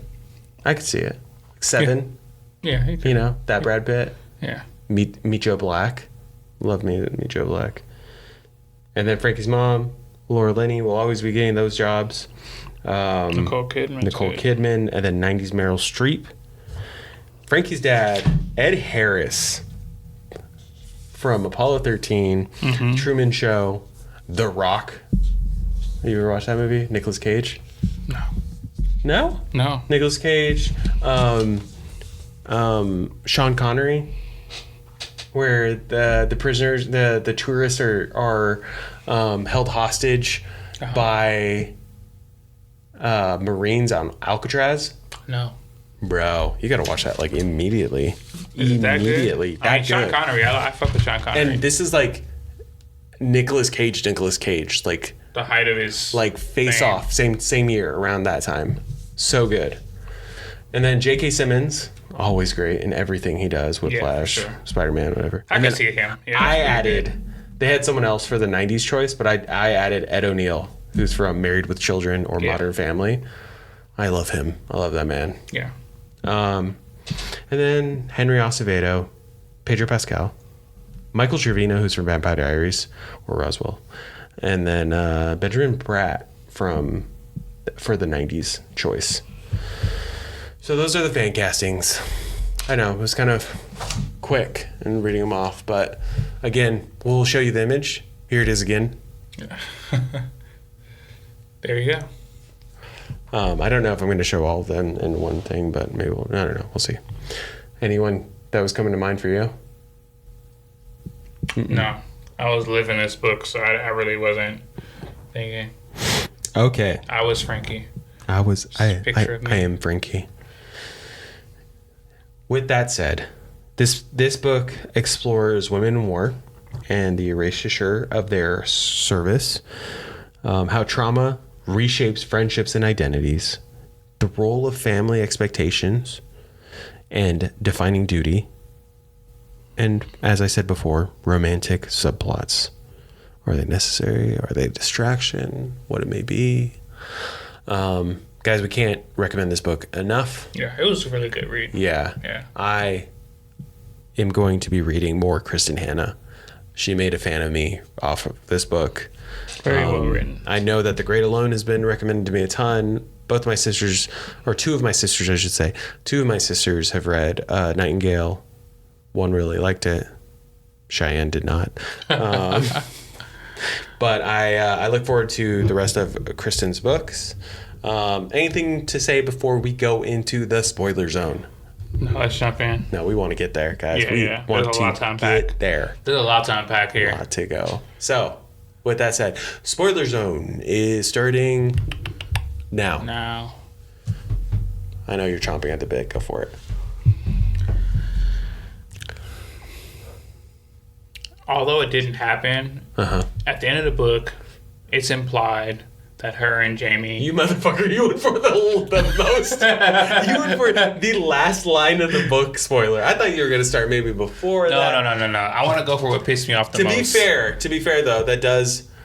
It's a spoiler that it's at the end, but it's also has to do with so much of the book, so that's fair. Yes. Yeah. So Jamie's alive. Jamie's alive, which, to be honest, I didn't want him to be alive. I didn't want him to be alive. I didn't want Rye to be alive. I want to die. I wanted them to stay dead. The reason why is because she has such a healthy relationship with Henry. Yeah. Oh, I love that. I love that. You know why? Why? Because that's just like the true romance in you. I see that. You get what I'm saying? Yeah, because that's not a oh, she grew. It's not because no, it's because my gosh, she found a good person that loved her and believed in her. I want that for Frankie. It doesn't matter that she didn't love him as much as he loved her. Because I'm gonna ruin this for all my young listeners right now. If you find someone that loves you more than you love them, hold on. Because you can grow to love them more. Yep. And chances are you probably won't find anyone that's gonna love you as much as they love you. I wouldn't know because I love Rachel the most. Yeah. See. Yes. Right. Same with Rachel you, wouldn't. Rachel wouldn't replace him. Yep. So there you go. No comment. But no. So get back to the reason why I didn't really love them coming back from the dead. Yeah. Because for the plot, I thought it kind of put cement shoes. So, like, I thought that it would have been more interesting to see her and Henry's relationship grow and fail than for it to fail because someone else came back from the dead. That's the first thing. Yeah. And all the colors that I can be. Them having the miscarriage and that not working out. Yeah. Her not loving him and him loving her more and that not working out, like that imbalance. So there's a lot to discover there. Or them working out and her leaning on him to grow and get the growth that she wanted. Scratch lean on him because some people might not like that. Just her being able to have the space and peace of mind to grow out of the trauma and issues that she was dealing with. I don't think it's a resolution for her to find Jamie and everything okay. And it just so happens that, it didn't work out. Yeah, she was there for me. She was writing me letters when I was a prisoner of war, but it just didn't work out, you know? We have a daughter, 2 daughters, I think he said. I don't care, bro. I don't want you guys to work out. The reason why is... So, who are you saying? I don't want her and Jamie to work out. Yeah, Jamie was in the prisoner of war. Rye was. Oh, Jamie was hurt. Yeah. I said POW, sorry. Yeah, no. So Jamie got hurt, and everyone thought he was dead. Yeah. That was that line. Said, he has a strong heart. Yeah, that to finish off. I mean, for anyone who hasn't read the book that's still with us, imagine a love that will they, won't they? They never did, and then when they might finally, he comes in on a stretcher and then has to be evac'd out. But he wasn't though. The reason goes back to, let me finish. I know I'm long-winded. Oh, sorry. I thought you were done. That's why. The reason why I don't fuck with Jamie. He's the same as Rye. Ooh. The only difference is he is. Keep going. Sorry. The only difference is Rye was able to lie and hide that part of his life. Jamie was after the same shit. Yep. True. He was after the same shit. True. And she'd have allowed it. She'd have been in the same position with Jamie as she was in with Rye. I don't think that he's an upscale. He's not a better partner than Rye. They're of the same ilk. In terms of the best partner, it was Henry, and she self-sabotaged that, which is fine because she was dealing with a lot of stuff, right? I do think that you should work on yourself before you get into a situation that you can hurt someone else in. Yeah. So because hurt people. I hated every relationship in this book except for Henry and Frankie. I can't disagree with you. Everything you said, fact, gospel. Especially Henry. Henry is this God's gift to earth to her, presented on a platter. This is the boat that came after you prayed and said, please come save me. The boat came and you said, oh, no, it's fine. God's coming to save you. Yeah, you can keep going. Goodbye. Yeah. That was Henry. Henry came, arms wide open. Yeah. Dealt with the positives, the negatives. Yeah, all of it. Took her as she was. And then some. And it was actually good for her. She was great. He was great. He was great. Yeah. The hopeless romantic in me, It wasn't love, though. And I know. But it wasn't. But would I then put my stamp on Jamie or Rye that it was love? No, I wouldn't put that either. So there's no winning in this. I'm not going to mount a defense at all. I do agree that they're of the same ilk, Jamie and Rye.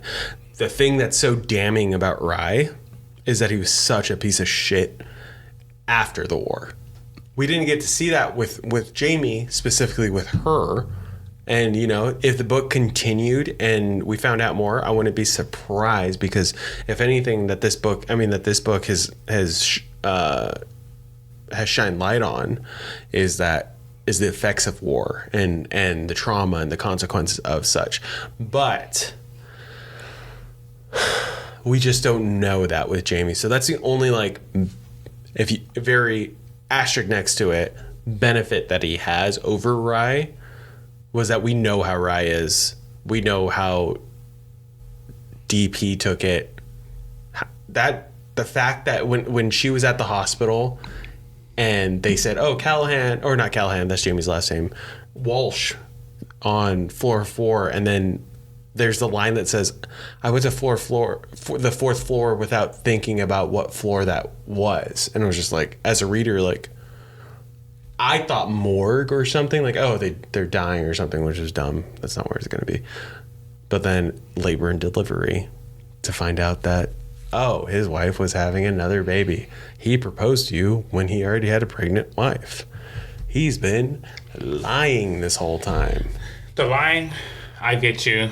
I care minimally about it. I think I think intention matters. Yeah. I think that the intention wasn't great with Rye. Not a great guy.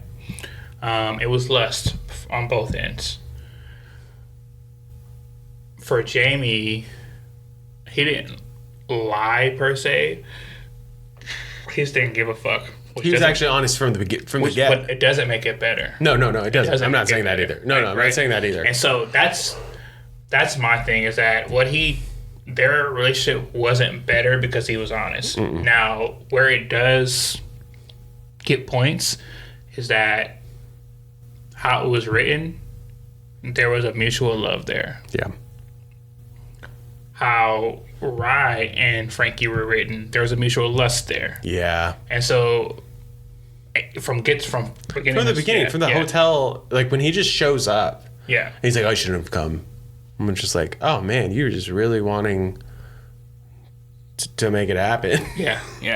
So I think that's wild to me. That's the big difference between Jamie, Ryan, Henry. But for me, Henry's top. I think he got the short end of the stick. If this is a real story. Henry, always in our good graces, Henry. You are a day one. Yeah.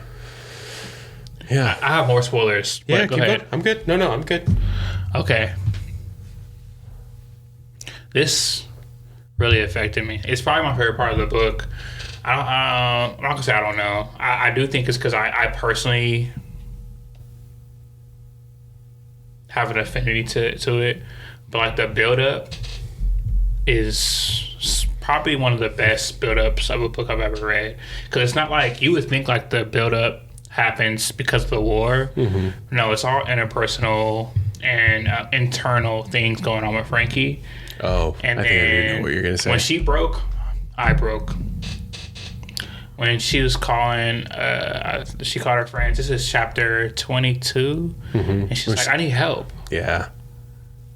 It's like, I need help. Like, I was like, oh my god. And this is the you first the peak, and then there's a huge cliff, you know. And I definitely understand that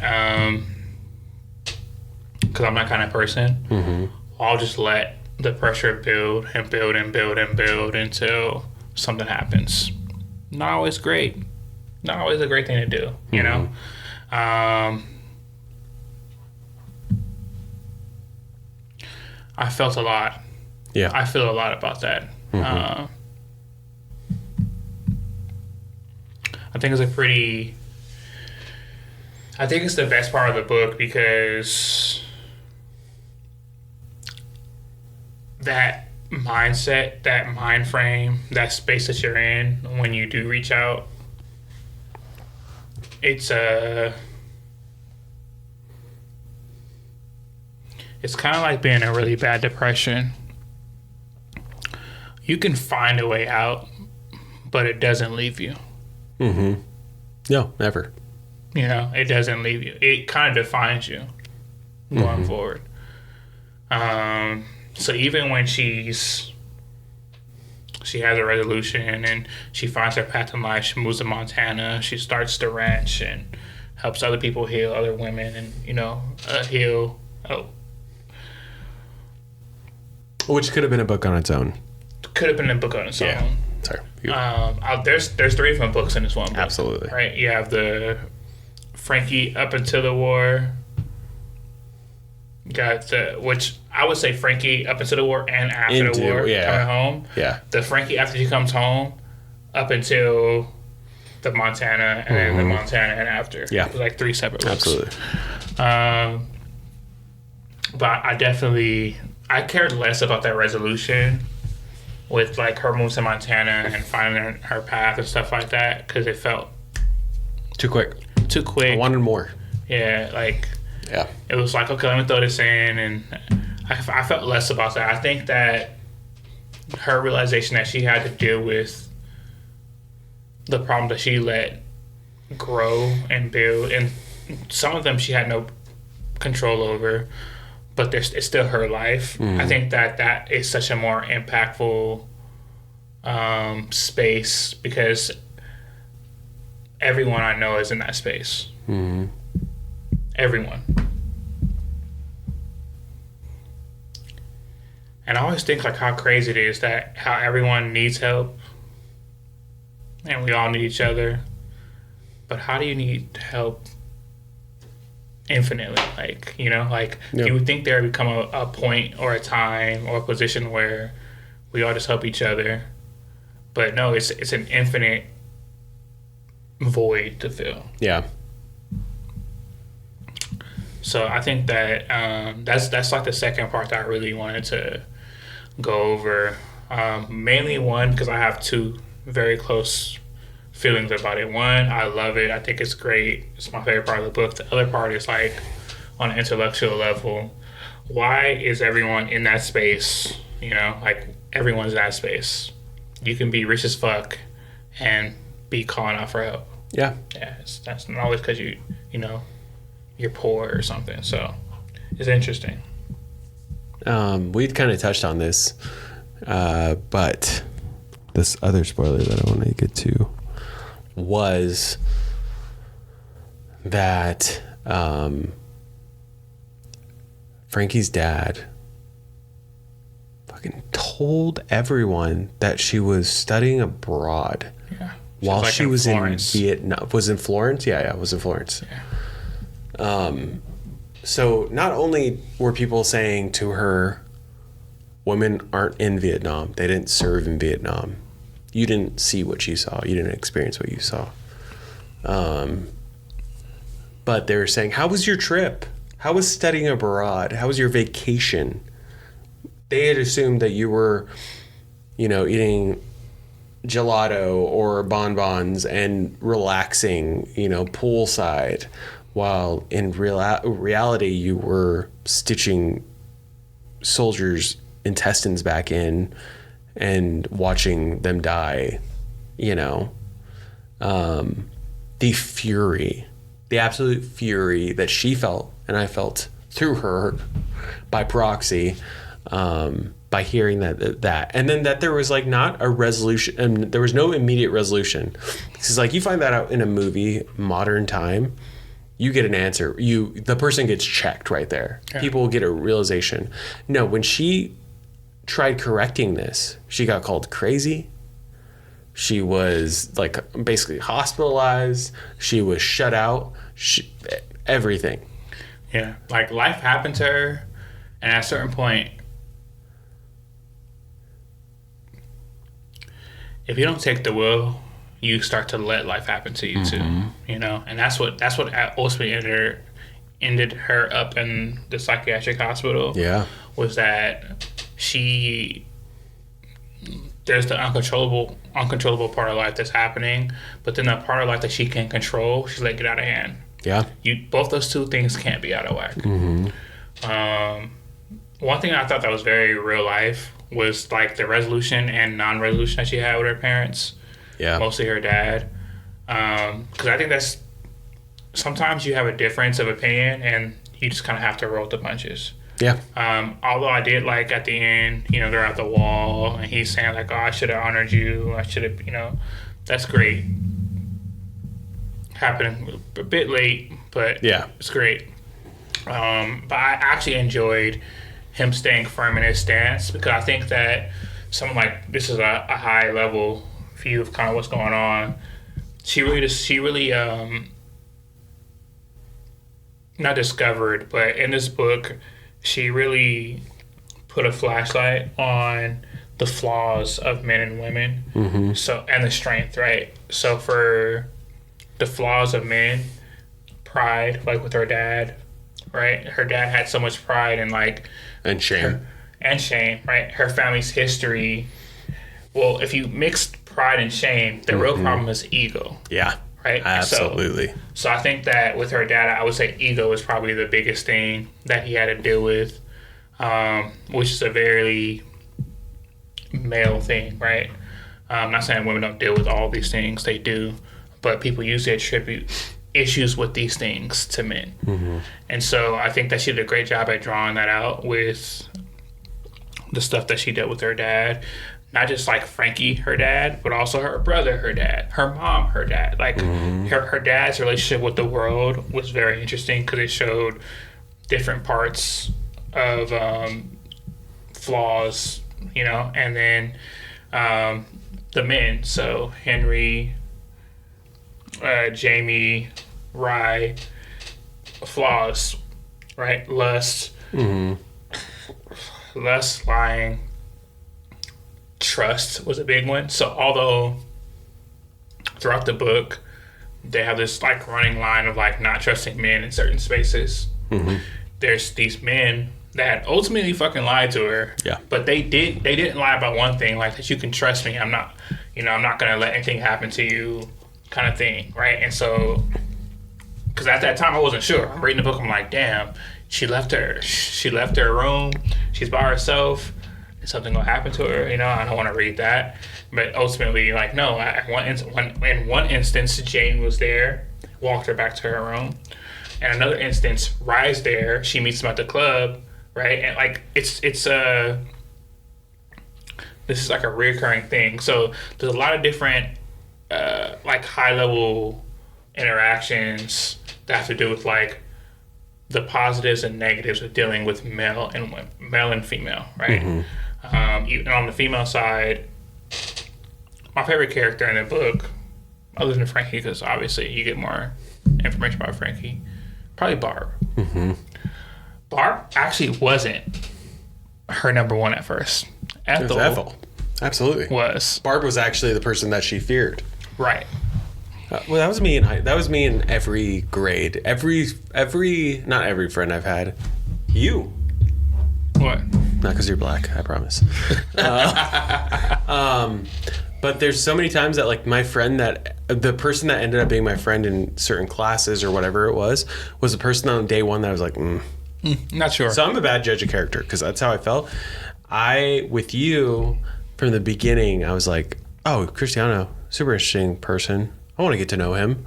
But I was like, oh, we're just not vibing, to the point where I told our mutual friend, Nico. Yeah. I was like, man, the two people that I want to get to know a little bit better are Cristiano and Bryce. I was like, I feel like we have same interests about some stuff. And he was just like, oh, yeah, Cristiano's super cool and everything. I was like, I don't know, he's pretty closed off. Who knew a year later, or years later, we'd be on a podcast. Yeah, a couple years later now. Yeah. But, yeah, I mean, some people, it's okay for you to, like, make quick assumptions about. It's a instinctual I just tried to thing. make the common point that we had the same shoes and you were not about it. That's all I'm saying. Yeah, you know. There was some baggage there. I know. Some baggage. There's some baggage. Yeah, we won't get into it on the podcast. Well, we won't. There's some definite baggage there. But, yeah. I was a victim of it. Anyway. It's worth it. It's all worth it, guys. The good relationships, the bad relationships. But, yeah, Barb is my favorite person in the book, other than Frankie. Because I think that it's important to have a Barb in your corner. Mm-hmm. Like, to let you know,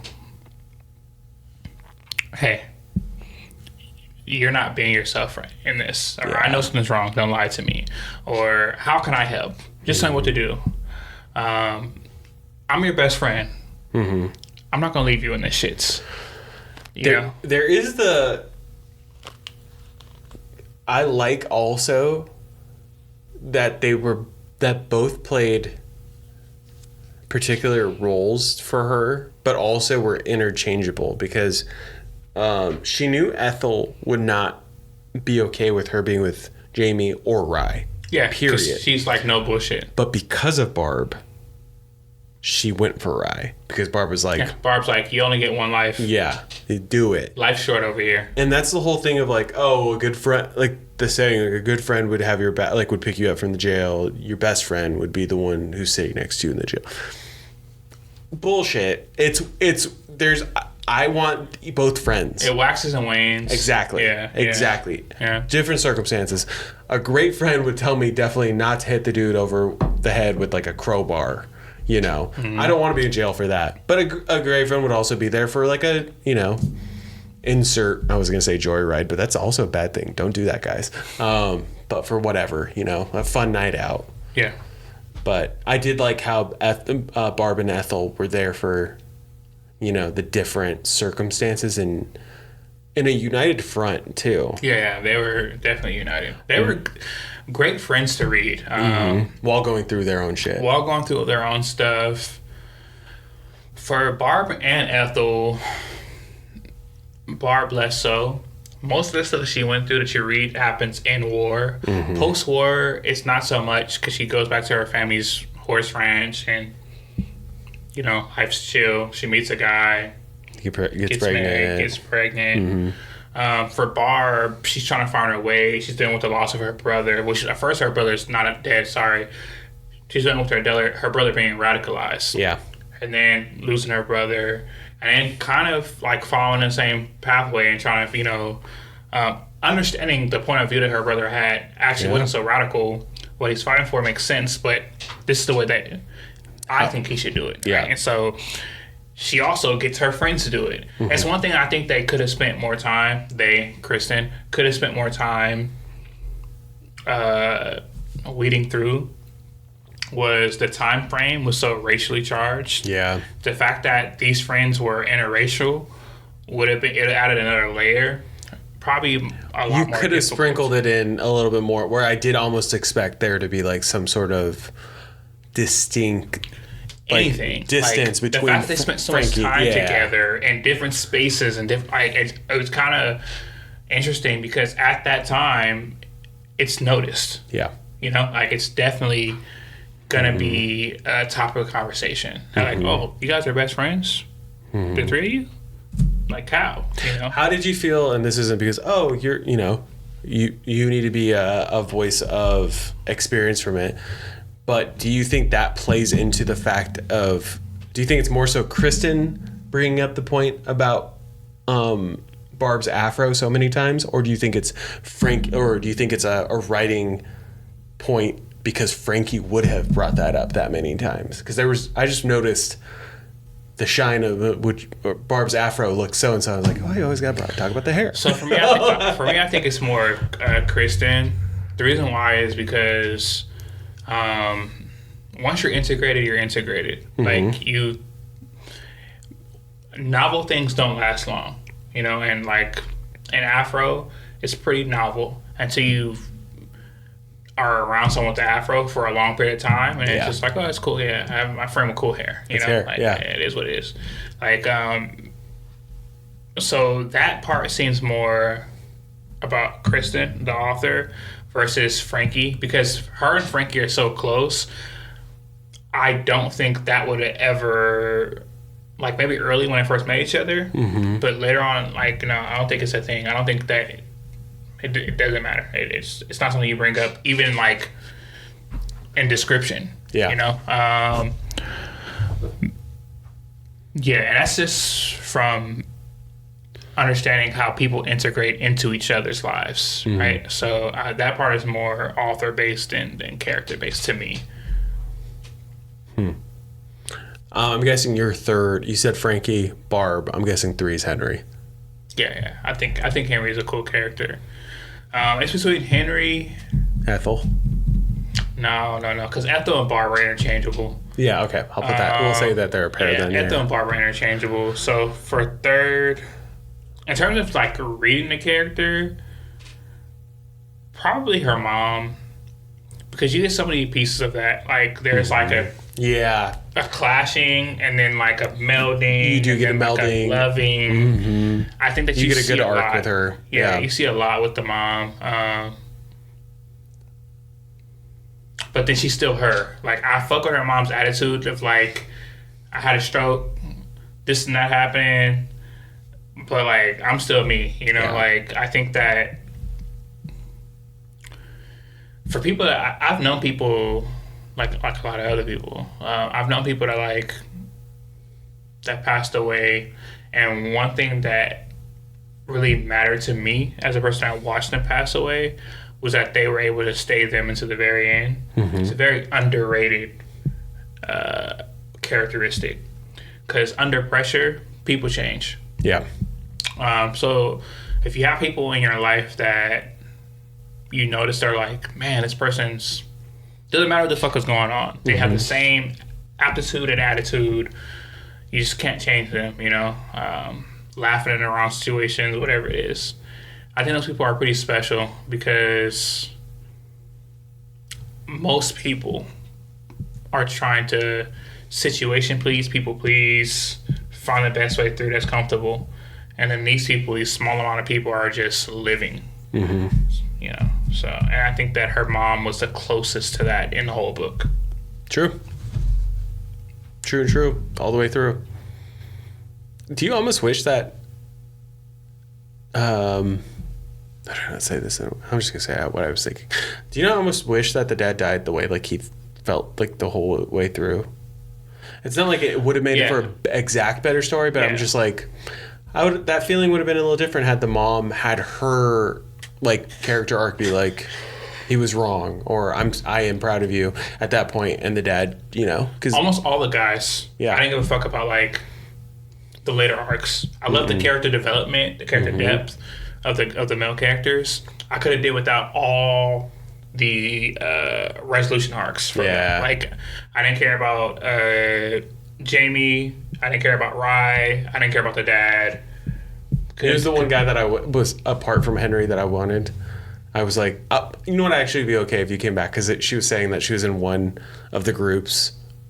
Was it a group, or she was at somewhere, and the mom was there, like I think she was a nurse, and there's a patient there, and then their son came in and he was like strung out and on stuff, and he had the tattoo that showed that he was from like the same era and everything. Yep. That was just a short interaction. I thought it was gonna be Coyote. Oh, that'd have been cool. And that's what I was like, that'd have been cool. And low-key, I was like, I kind of, because he was cool. He was cool. And he was just like, there was no dirt. Yeah, he was definitely the one, like the one trying to pop off and like be cool, but like was straightforward with her. He didn't have a wife. He desperately like loved her. Made his interests known. He was like, "Yo, you should love me, and this is why." Like, you know, Coyote for sure. Yeah, Coyote for sure. He was the only one on base that I was like, You're right. I didn't think about that. So Coyote is the male character that I wouldn't have mind. I wish I would know what ended up happening with him. Yeah. You know, so. But fucking Jamie coming back was so disappointing to me. It was so, I had a feeling it's the whole thing of, I mean, I tell this anytime we're watching anything with Rage, is just like, unless we see the body, they ain't dead. Yeah. You can't assume that they're dead. We won't. Well, when Rye came back, even before Rye came back. So with Rye and Jamie, you assumed. Me too. Yeah, yeah. Same. But I hoped they were dead because right before then, her relationship with Henry grew. Mm-hmm. And so one of my only critiques of the book was that her and Henry's relationship grew at like an unnatural pace. Yeah. Like, they didn't know each other, and then the next day, they're a thing. Yeah. But when it worked, I liked how good for him. Like, the puzzle fits there. You know what I mean? And I was hurt. When she gets pregnant, she gets engaged, and then they see that Rye's alive. Yeah. I'm like, this is not going to end well. This is going to end bad for everyone involved. And I instantly knew that, because there's no way that you have the situation pop up like that where you find this guy who's perfect for you and you just don't end the story. Bro, Castaway. Yeah. He comes back. Yeah. Helen Hunt is still alive, obviously. She's alive.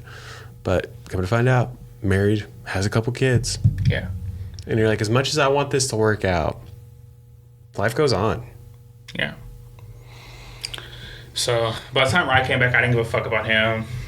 No. Jamie, I really didn't give a fuck. And his shady ass. I really thought that Henry should have worked out. Yeah. Yeah. It's such a self-sabotaging moment, which at the same time... Beautifully written. Damn you, Kristin. Yeah. It's very real life. How dare you not give us our closure. Yeah, very real life.